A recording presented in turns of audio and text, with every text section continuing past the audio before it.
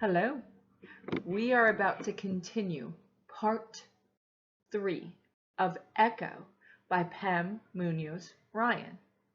So let's take a deep breath in and exhale. And let's begin. Chapter 3. The morning was gray and yawning when Papa crowded his belly behind the wheel of the truck. Mama sat behind him in the middle, and Ivy leaned against the passenger window. They stopped in front of the post office.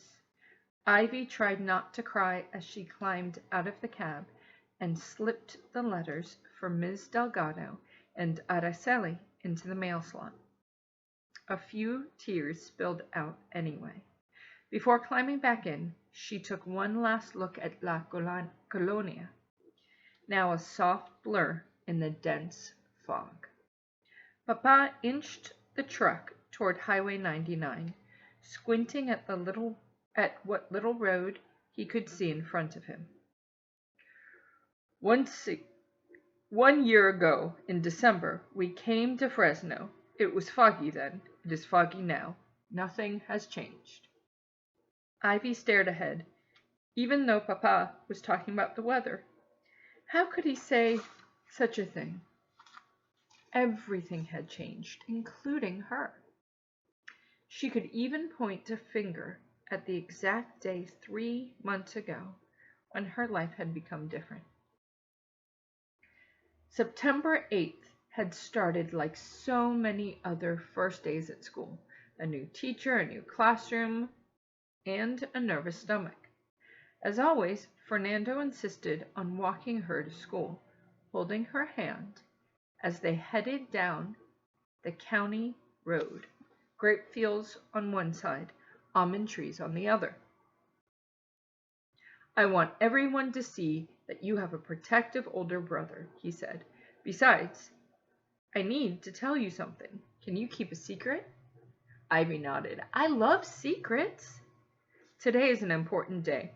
Do you know why? Because it is your birthday and my first day of 5th grade. There is something more. Do you remember what happened last December on the day after we arrived in Fresno? No one can forget, she said. Pearl Harbor. It was Sunday, and they had just stepped from Our Lady of Miracles Church when a man ran toward them, waving his arms and yelling. The United States had been attacked by Japanese bombs in Hawaii. Papa had hurried the family home. All afternoon they'd huddled around the radio. Fernando squeezed her hand.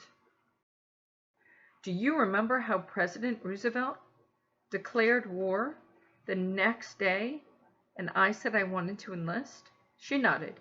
He and Papa had listened to the news night after night.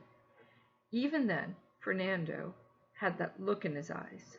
Eagerness, frustration, and wanting to do something. Yes, but Mama said the war would be over before you were old enough to... As she realized what it all meant, she stopped and looked up at him. Today was his 18th birthday. Nando? He knelt in front of her and held her arms, looking straight into her eyes. I am going with my 2 buddies this afternoon to join the army, but I need your help. I don't know how long it will take, and I don't want Mama or Papa to worry. If they ask where I am this afternoon, can you tell them I took someone to the train? It's not a lie. We are dropping someone at the station on the way, and tell them I'll be home in time for dinner. Can you do that? Ivy didn't like this secret. It tasted sour. But she nodded. How long before you go away? About 3 weeks, I think. He hugged her, and they continued walking. I will tell them tonight, so not a word until then. The rest of the walk to school, Ivy was quiet, trying to make sense of what this would mean to her family. Hadn't Fernando and his buddies said they knew people who tried to enlist but were refused because they weren't fit for the military? Maybe the same thing would happen to Fernando. After all, war was something for men, for soldiers, not for a boy who teased and pulled her braids and played hide and seek. Fernando was quiet and gentle. He took things apart and reassembled them to see how they worked. He fixed broken things, often asking Ivy to be his assistant and hand him the tools. He was a tinkerer, not a fighter. She was sure the army would realize soon enough that he was not suited for war. Even so, the secret pestered her all day. Her new teacher, Ms. Delgado, was round-faced and rosy-cheeked with short, curly hair. As she assigned desks, went over classroom rules, and taught lessons, Ivy worried how Mama and Papa would react to Fernando's news. Would they be angry, disappointed? Could they forbid him from going? An hour before the final bell, Ivy gazed out the window, watching 3 squirrels scamper up and down the tree next to their classroom, her mind still on Fernando. Miss Delgado clapped her hands to get everyone's attention and called them to sit on the floor. Miss Delgado cradled a box on her lap. "I have a surprise for you. Our local radio station is doing a promotion to raise money for the war effort and to help our school." She held up a stamp booklet. "When we save enough war stamps to fill this book, our class will be invited to perform on the radio." Everyone's eyes grew wide. "You can buy 10-cent war stamps at many stores," Miss Delgado explained. "Once the booklet is filled with a little over $18 worth, it can be turned in for a savings bond, which in 10 years will be worth $25 for our school." "What will we sing?" someone asked. Miss Delgado shook her head. "Other classes will sing. Our class will do something extra special." She reached inside the box and took out a shiny harmonica. "These were donated to me. They've been restored like new, and there is one for each of you to keep. I'm going to teach you how to play. I am hoping we can make beautiful music together." Everyone clapped and cheered. One by one, Miss Delgado called names so each student could choose a harmonica from the box. When it was her turn, Ivy looked inside. The afternoon sun streamed through the windows and glinted off one of the harmonicas, making it shine brighter. The intricate carvings on the covered plate looked more distinct than the others, more deeply carved and somehow fancier. Ivy wrapped her fingers around it. Returning to her seat, she examined the harmonica and traced her finger over the tiny red M painted on the edge. Did the other harmonicas have letters on them? Had the person who owned this one before her had a name that started with M? Miss Delgado taught them to breathe in and out of the harmonica to make sounds for the different notes. She gave them each a booklet, Harmonica Playing Made Easy, and taught them to follow the harmonica tablature for Twinkle Twinkle Little Star. Soon the room filled with confusing noise. Ms. Delgado tapped her chalkboard pointer to keep them quiet. "Let's try it together." Ivy concentrated, following the notations above the words. From the first phrase, her harmonica sang above the others, "Up above the world so high," clear and resonant. the tone haunting and silky, like a diamond in the sky. She closed her eyes and felt herself float in the blackest night among shimmering crystals. One by one, each child stopped playing to listen, until Ivy was the only one making music. She opened her eyes when she realized the entire class was staring at her. She stopped.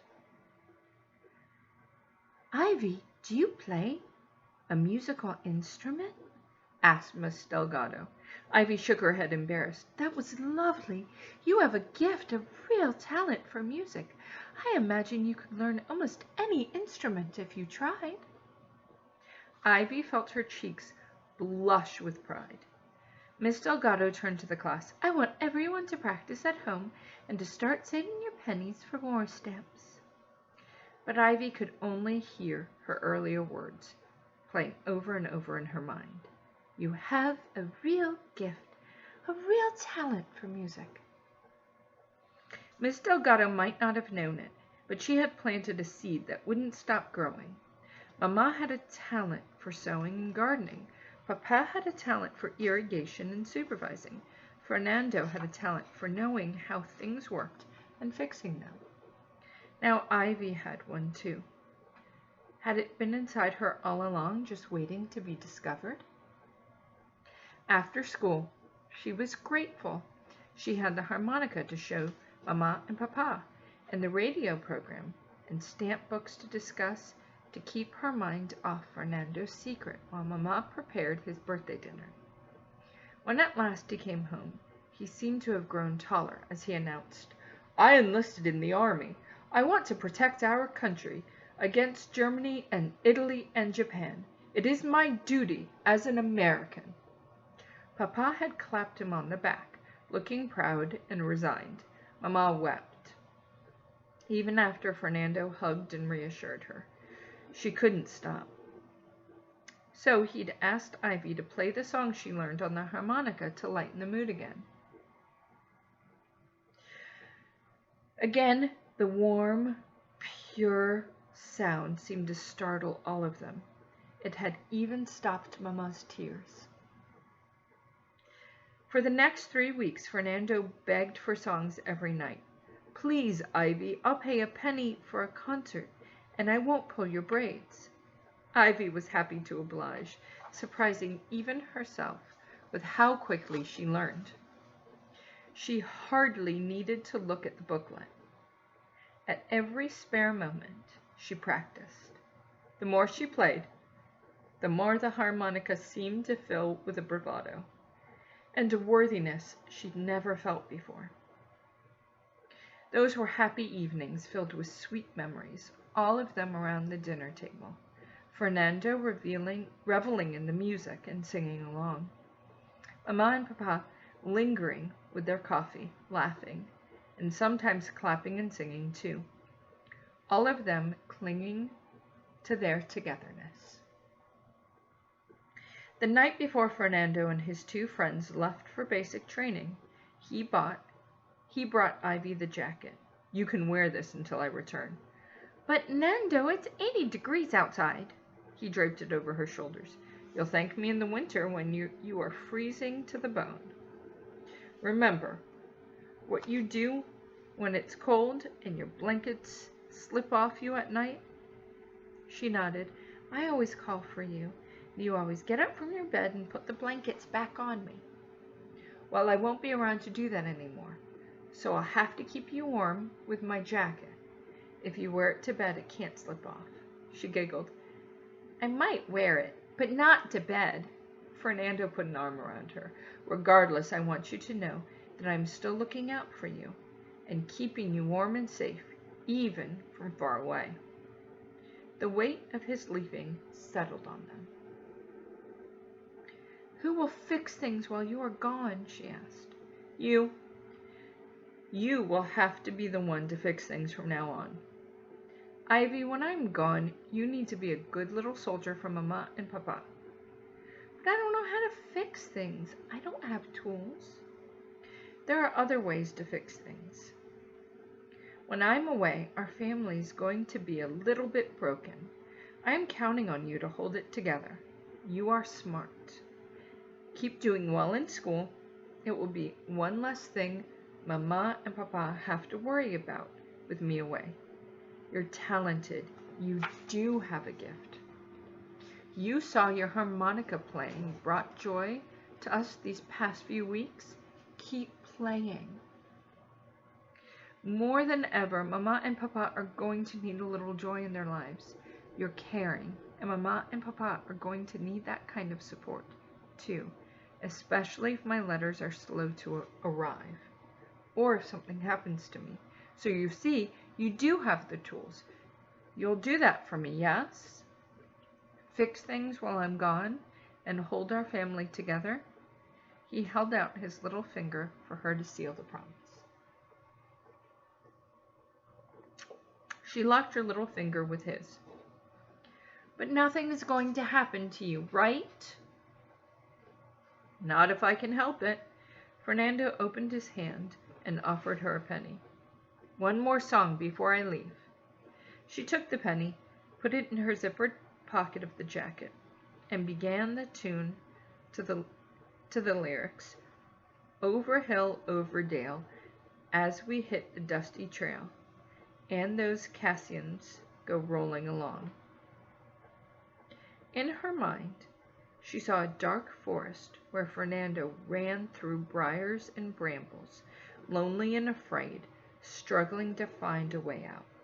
A menacing shadow crept after him. Fear made her breath quicken. She dropped the harmonica, and it clattered to the step.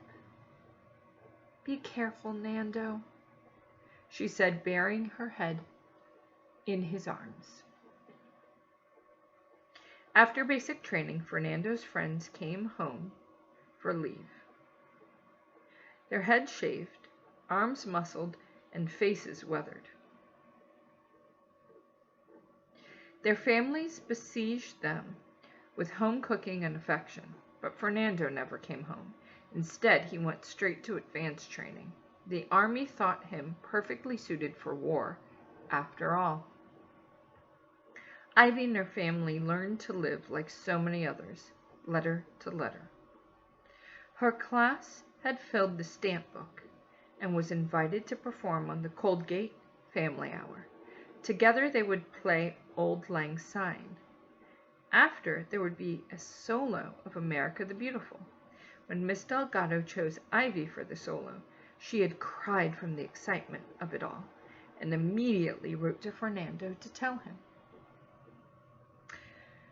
For over 3 hours, the truck crawled on Highway 99 behind the lazy red taillights of the cars in front of them. The fog is still as thick soup. Papa downshifted the gears, and the motor groaned. As the truck began the slow grade up the mountain. How much longer? Asked Ivy. Another few hours. First, we must get over the ridge through Los Angeles. We'll stop soon to stretch. The truck climbed. The fog thinned, and the world brightened. In one magical instant, it was as if someone had snatched a gray veil from their heads. A blue sky startled them, and the noses of the mountains jutted forward, radiant and dewy in the glare of the sun. Papa was right about one thing. The weather was much better.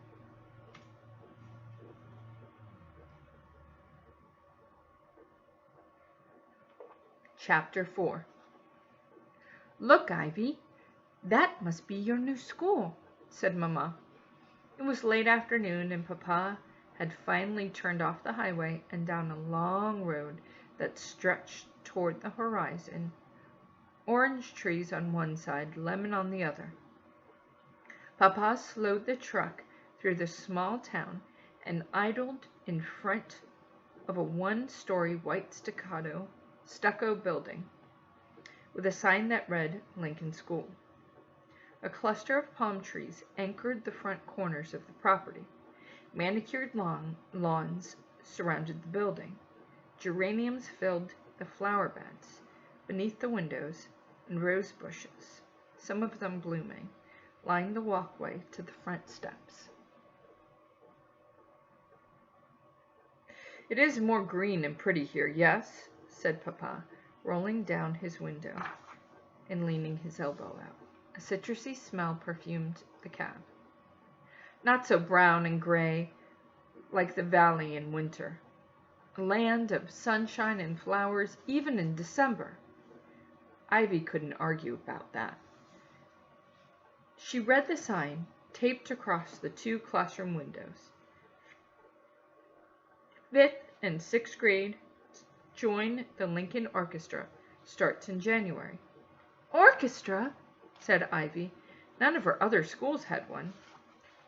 Even the word, like the school, felt beautiful and well kept. She imagined that most of the students who joined had already been taking music lessons and owned an instrument. Still, an orchestra? As Papa drove on, Ivy craned her head to look back at the playground, a blacktop area painted with 4 square grids, hopscotches, and a basketball hoop. Beyond was a grassy field with backstops for baseball and kickball. "Are you sure this is my school?" Papa reached forward and patted the large envelope on the dashboard. "Guillermo and Bertina sent the papers for Lincoln School, and that is what the sign says." He nudged her, grinning. Ivy could not help but smile, too. Papa drove a few more miles and turned down a long dirt drive through the middle of an orange grove. "There!" He pointed ahead to an area cleared of trees, where a wood plank house sat in the center. It had a front porch just wide enough for the 2 old rocking chairs waiting to be occupied. The barn doors on the garage did not quite meet in the middle, and the house and the garage both needed a new coat of paint, but they were bigger and more welcoming than their bungalow in Fresno. They climbed from the truck, stretched, and walked around the property. The backyard was fenced with old pickets that could not make up their minds which way to lean. In a swath of sun on the side of the house, 2 large T-shaped poles faced each other, with clotheslines strung between them. Iris plants, the leaves yellowed and brown, choked the flower beds. Papa took a handmade map from the envelope and studied it. Looking up, he pointed through the rows of orange trees on the same side of the road. "Through the grove you can just see the owner's house in the distance." "Does he have children?" asked Ivy. "A boy a little older than Fernando, who's in the Marines, and 2 girls close to your age, but they are not here right now." Ivy felt her heart leap. At least there were girls her age. She hoped they could be friends. She knew she'd never be friends with anyone like she was with Araceli, but at least she'd have someone. "Will they be back soon, Papa? Are they on vacation? Will we go to school together?" Papa glanced at Mama, but didn't answer. He busied himself untying Ivy's suitcase. As he handed it to her, she could sense that there was something he wasn't telling her. But what? Before she could ask another question, Mama took her hands and led her to the house. They stepped inside a screened-in back porch. A washer with a round tub sat in the corner.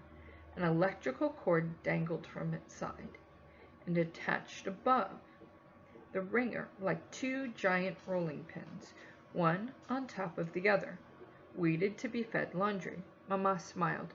"We will not have to scrub the clothes in the metal tub. What a luxury!" They walked into the house, from room to room. "It has what we need: table and chairs, beds, a sofa in the living room." said Mamma, "and we have the rest in the trunk. It is simple but clean. It feels like home." It was true, and Ivy couldn't help but notice the lilt in Mamma's voice. Maybe coming here would make Mamma happy, and she wouldn't worry so much about Fernando. As they continued to walk through the house, peeking into every room, Ivy felt her own spirits lift. They reached the smallest of the 3 bedrooms, which held a metal twin bed frame and a mattress. The walls were covered with faded wallpaper of trailing green vines and tiny rose-colored buds.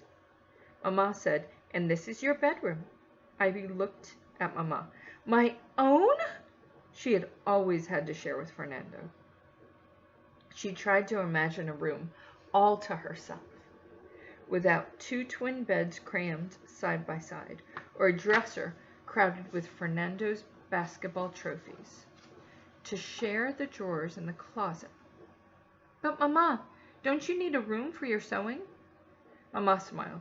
"I will set up my machine in Fernando's bedroom until he comes home from the war. I think I will enjoy sewing next to all of his things." Papa appeared, carrying the small 3-drawer dresser. He positioned it against a wall and patted her on the shoulder. Before he left to unload, he grinned and said, "Didn't I tell you everything would be better?" Ivy walked around the room. She bounced on the mattress, checked inside the closet, and gazed out the bedroom window at the rows upon rows of orange trees that surrounded the house.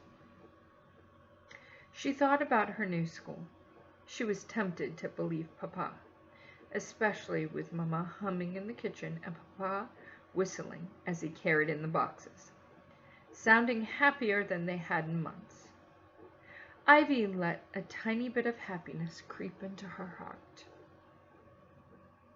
She'd never once, in all the places they'd lived, had a room of her own.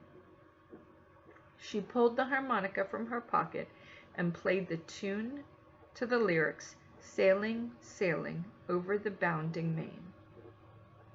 And in her mind she traveled to her own little island, surrounded by a green, waxy, leafed ocean, with golden, round-bellied fish bobbing in the waves.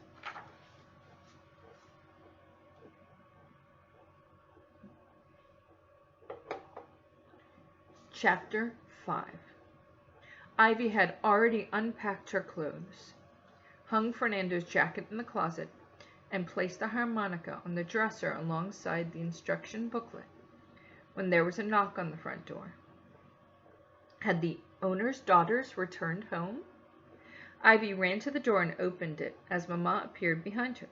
A woman and a girl stood on the steps. The woman wore a Sunday dress, even though it was Thursday. A hat that looked like an upside-down rowboat, and a tweed coat. She held a stack of black fabric in her arms. The girl looked to be Ivy's age. She wore a matching blue coat and a dress, and her hair was swept to the side and caught up in a blue bow. With her black hair, pale skin, and eyes the color of dark green leaves, she looked like a porcelain doll from a toy shop window. Behind them, a large Buick was parked in the drive. A burly man with short, sandy hair stood next to the driver's door. His hands were behind his back, elbows out, and his feet planted apart, like a soldier might stand. "Hello," said Mamma. "Good afternoon. I'm Joyce Ward," said the woman, "and this is my daughter, Susan. Are you," she looked at a piece of paper in her hand, "Mrs. Lopez?" "Yes, I am Luz Lopez," said Mamma. "Bertina said you'd be arriving soon. We were just driving by on our way home from town and saw your truck, so we stopped. Did she write to you about the laundry and the ironing?" "Oh, yes," said Mamma. "Wednesdays I pick up the clothes and bring them back here. Fridays I bring them to your house and finish with the ironing." "That's right. And you are willing?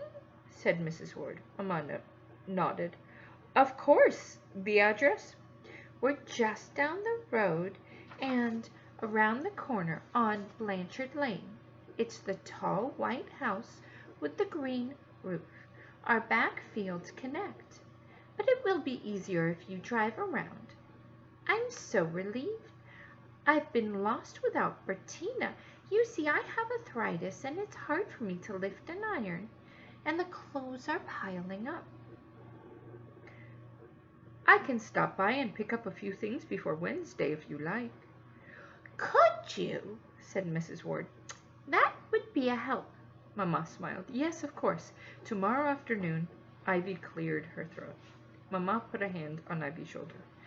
This is my daughter, Ivy. Our son Fernando is in the army. Ivy noticed Mrs. Ward's face grow tight. We will pray for his safety. Thank you, said Mamma. I have a question. Ivy will go to the Lincoln School, 5th grade. I need to turn in her papers tomorrow before she can start. Do you know where she will meet the bus? At the end of the drive, said Mrs. Ward. Susan gets picked up at 8 o'clock, and you would be the next stop. If you turn in her papers at the main office tomorrow, I imagine she will start on Monday. There's only one more week of school before Christmas vacation, but at least she can settle in. You probably saw the school on your way here. Susan took a step closer to Ivy and smiled. I'm in the 5th grade, too. We'll see each other every day. Ivy smiled in return and nodded, relieved to have a familiar face on her first day. She'd never started a new school without Fernando by her side. I'll save you a seat on the bus, said Susan.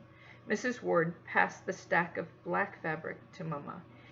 These are for you. My husband is retired military and is the chairman of the county CSO, the Civilian Safety Organization. They're blackout curtains for your windows. Everyone must use them after dark. So the Japanese can't see the west coast of America to bomb us, said Susan. One speck of light, and their planes can see California. Ivy reached for Mamma's hand and squeezed it. Were they in danger? Susan must have sensed her nervousness. Oh, don't worry, she said. My dad says we're perfectly safe as long as everyone uses the curtains. If you're interested, said Mrs. Ward. I volunteer for the Red Cross on Sunday afternoons, making bandages and wound dressings for the troops. We're always looking for volunteers. Mamma nodded. I think that is something I would like very much. Mrs. Ward glanced back at the car and lowered her voice. You are welcome to bring Ivy with you whenever you come to the house. It would be good company for Susan. Susan's eyes grew larger. Promise to come tomorrow with your mom? Ivy nodded. Okay. Mrs. Ward glanced back again. Mr. Ward had begun to pace near the car. Why hadn't he come to the door to introduce himself? Mrs. Ward took Susan's hand. We'd better go. Ivy watched them walk down the drive. Mr. Ward walked around the front of the car to open the passenger door for his wife, then the back door for Susan. After they were inside, he shut the doors, put his hands on his hips, and gave one curt nod toward Mamma and Ivy, frowning. As the car pulled away, Ivy said, Mamma, Mr. Ward does not look very friendly. No, Mamma agreed. He looks the opposite. But you cannot trust appearances. When someone wears a face like that, it is often hiding a reason we cannot see. Ivy watched the car disappear. What could Mr. Ward be hiding?